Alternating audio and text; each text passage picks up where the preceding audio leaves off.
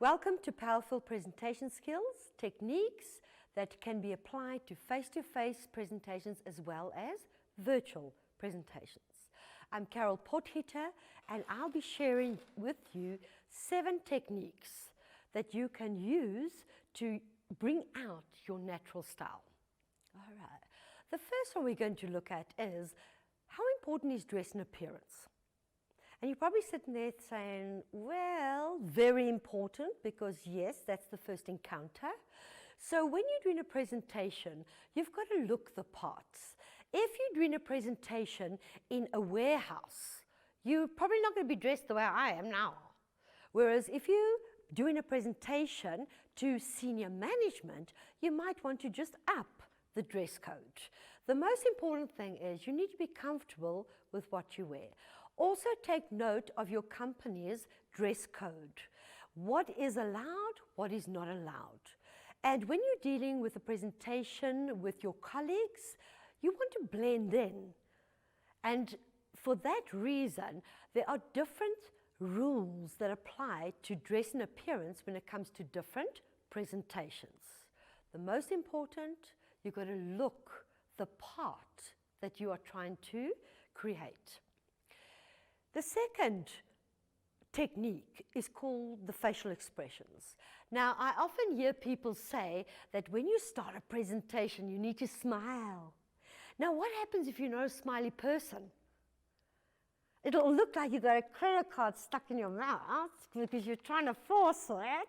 So facial expressions, the smile, the drama that you show within your face, if it's a natural style and it's natural to you, then you apply it to your style. But if you're not a natural smiley person that does a lot of facial aerobics, then I suggest you focus on one of the other techniques that can bring out a little bit of energy. The third one of the techniques is posture. Now, when you start a presentation, I have seen so many people, their posture hanging to the side, standing like this, going like that.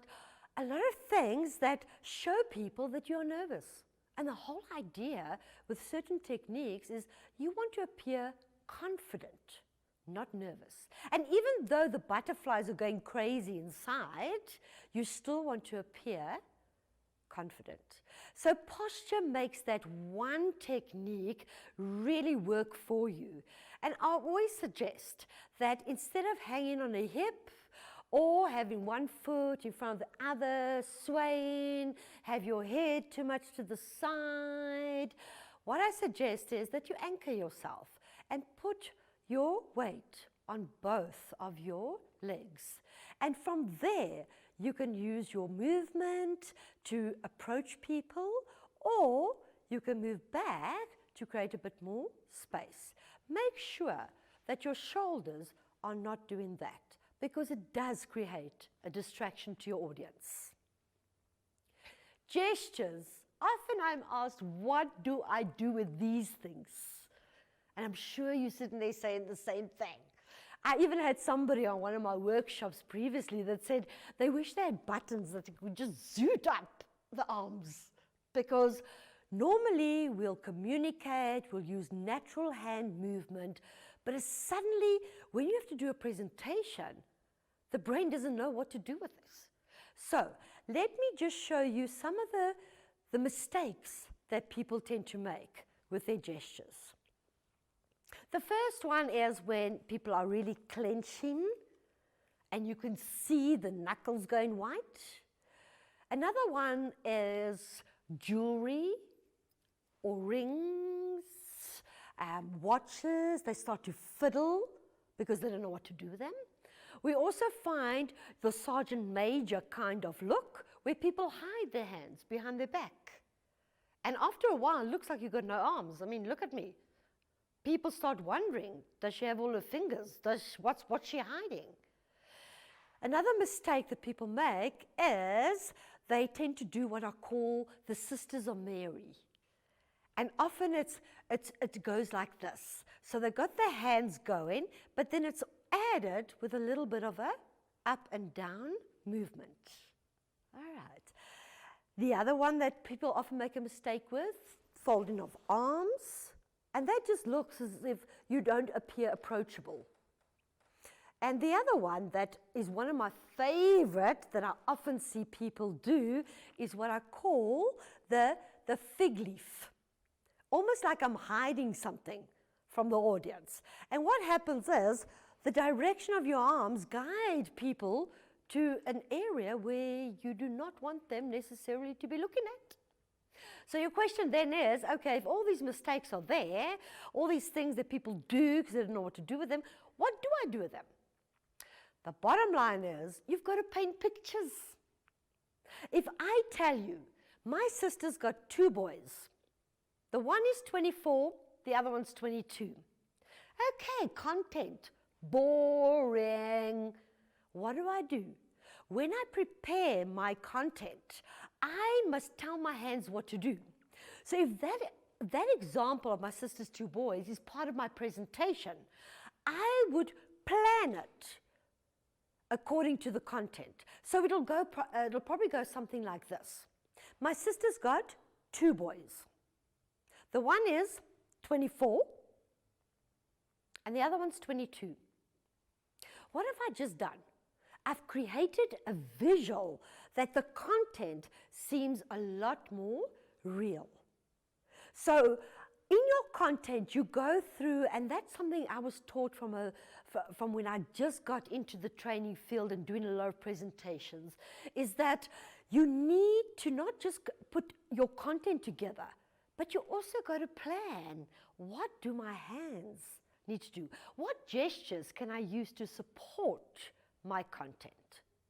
So you go through your content and you look at, what am I saying? Is there a body language? Is there a visual? Is there a hand movement that I can bring in to support what I'm saying? For example, if I'm talking about the past, logically speaking, I would then go, the past.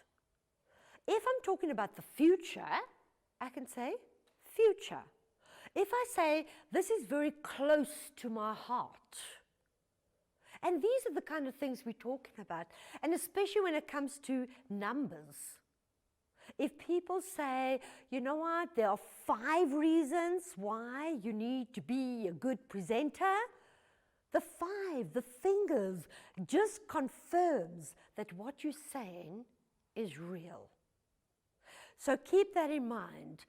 If you're not going to tell your hands what to do, they're probably not going to know what to do, and that leads to a lot of fidgeting, uncomfortableness, and probably get your anxiety rising. Our next technique that people insist is a must in any presentation is eye contact and movement. So remember, I referred back to facial expression. I want to refer back to facial expressions, where I said that if you're not a smiley person and you don't do facial aerobics, you need to bring movement in another way. So your gestures could be a way, but your energy can also be part of connecting with people with good eye contact and also creating a little bit of movement where you are presenting. Just that you don't look like a soldier standing on one spot.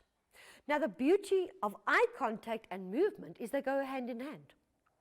So if I want to look to a group on my left, I do not do that because my movement, my body is not facing where my eyes are.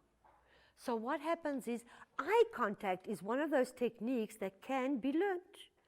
So if I am reaching out and looking at people on my left, which is probably your right, as I will approach them.